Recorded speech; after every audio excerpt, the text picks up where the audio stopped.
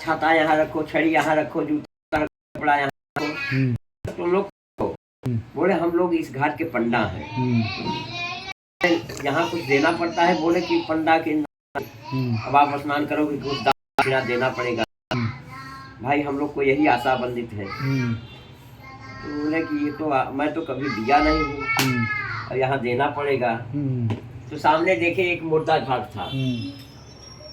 मुर्दा घाट था तो बोले कि घाट खाली है। अब गए मुर्दा घाट पर तो भगवान को भी हंसी आ गई कि देखो इसका दान देने के लिए मुर्दे घाट पर जा रहा है। तो चलो आज इसको थोड़ा छकाते हैं।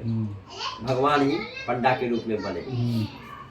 अब ये अपना छाता छड़ी छोटा लंगोटा सब रखे और जल में जैसे प्रविष्ट हुए डुबकी लगाए, वैसे घाट पर पंडा के रूप में भगवान खड़े वहां डुबकी लगा के दिखा। बोले आप कौन? बोले मैं इसी घाट का पंडा हूँ। सब तो उधर रहते हैं, मैं इसी घाट पर हूँ। तो बोले कि आपको, बोले कुछ दक्षिणा देना पड़ता है। बोले तो मैंने जिंदगी में कभी नहीं दिया।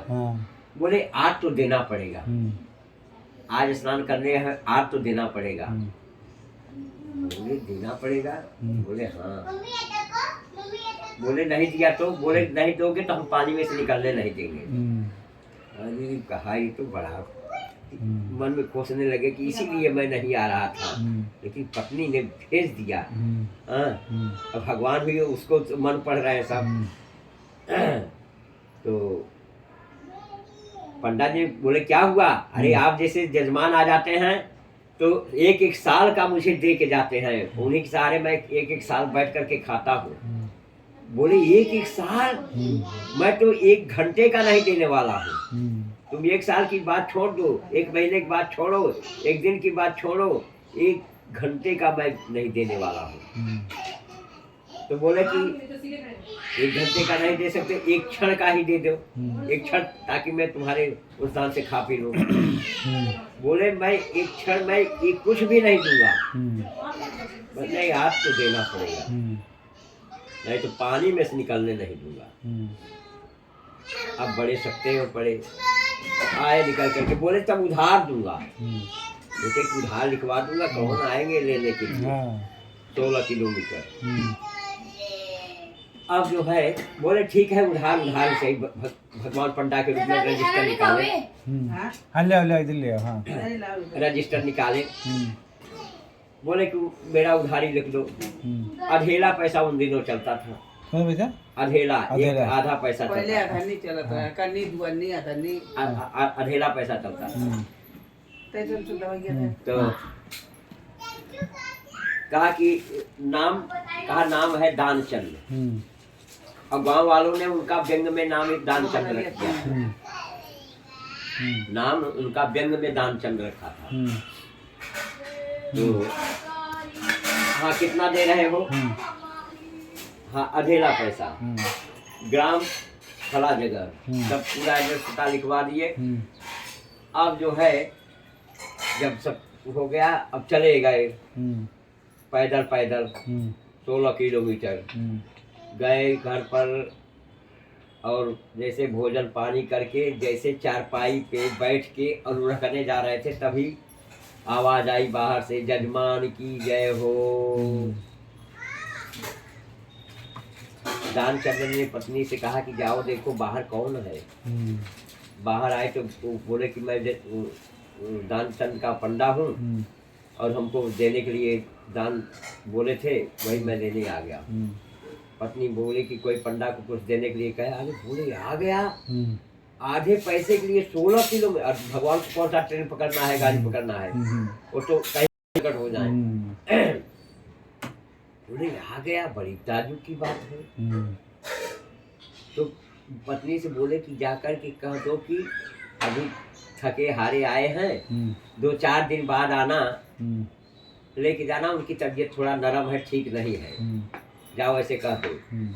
पत्नी आई, बोले कि महाराज 16 किलोमीटर पैदल आए गए, थके हारे हैं, तबीयत थोड़ा नरम है उनकी, ठीक नहीं है, और 2-4 दिन के बाद आना तो आप लेके जाना।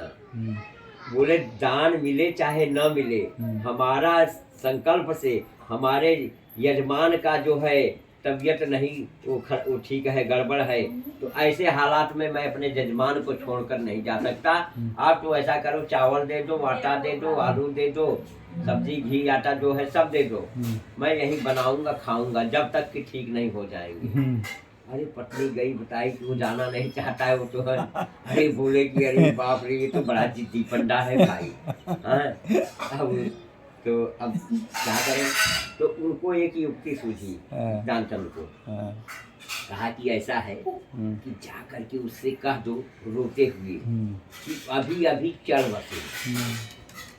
पत्नी बोली कि ये झूठ मूठ का मत कहवाओ, ऐसा कोई कहती है स्त्री? बोले हम मरे थोड़ी है, ये तो तुमको ऐसा कलाकृत करना है, जाओ।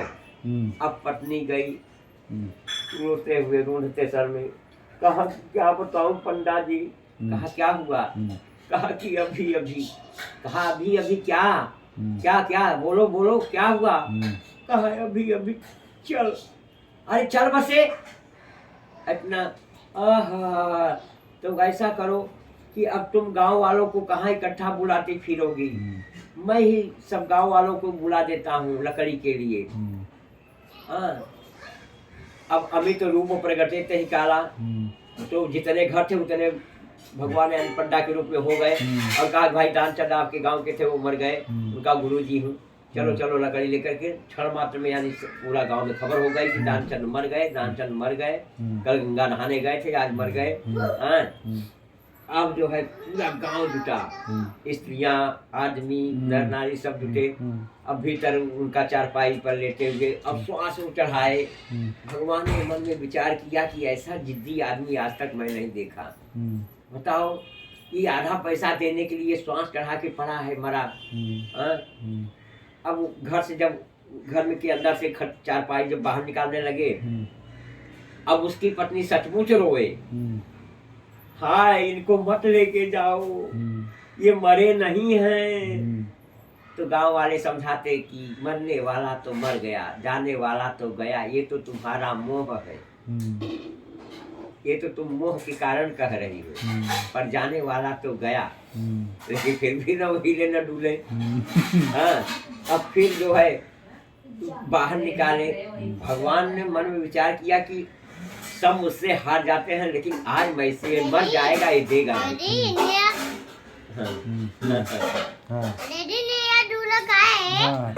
अभी अभी देखे तो कि ये मर जाएगा पर देगा नहीं। चलो अभी भी देखते हैं।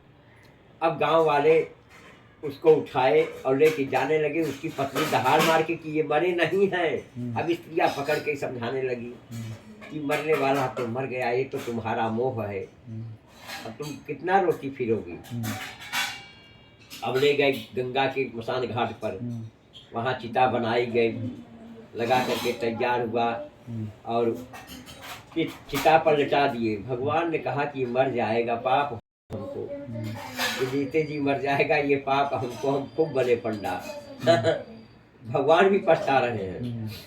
तो बोले कि चलो अब इससे तो मैं ही लगाव रखा हूँ, नाता तो मैंने ही जोड़ा है, चलो अगर इसका बनता है तो इसका उद्धार कर दो। तो गांव वालों से कहा भाई देखो इनका मैं पंडा हूँ, बड़े मौके पर आ गया हूँ और अग्निदाह संस्कार मैं कर देता हूँ तो इनका कल्याण हो जाएगा। गांव वाले बोले अत्युत्तम, आप बड़े मौके पर आ गए हैं महाराज। तो अग्नि लेकर के फिरने लगे, घूमने लगे। जब घूमते घूमते आए कान के पास तो कहा धीरे से कान में कि आया हूँ बैकुंठ से, तुम हित नाता जोड़। तो धीरे से दानचंद ने आंख खोला तो वही पंडा दिखाई दिया। कहा ये पंडा झूठ बोल रहा है, बैकुंठ से तो भगवान आते हैं, तो वही पंडा है, ये अपना अधेला वसूली करने के लिए आया है। फिर आंख बंद कर दिए। फिर यानी भगवान गए, फिर घूमे, फिर आकर के मंत्र के द्वारा फूटे, आया हूँ बैकुंठ से तुम हित नाता जोड़, मांग ले वरदान कछु, कि कुछ तुम ही हमें से मांग लो। हाँ, तब धीरे से दानचंद बोले देहु अधेला छोड़। कहा वही अधेला छोड़ दो, तुम बहुत कुछ दिए हो। हाँ, तो दानचंद को जो है अकेला छोड़ करके भगवान को अंतर्ध्यान होना पड़ा। बाद में जो है उठ करके बैठ गए। गांव वाले बोले कि भाई इनके पंडा जी कहाँ गए, और बड़ी ताज्जुब की बात हो गई कि दानचंद जो है, तब दानचंद ने पूरा कथा व्यथा बताया। हाँ हाँ, तो ऐसे भी लोग होते हैं।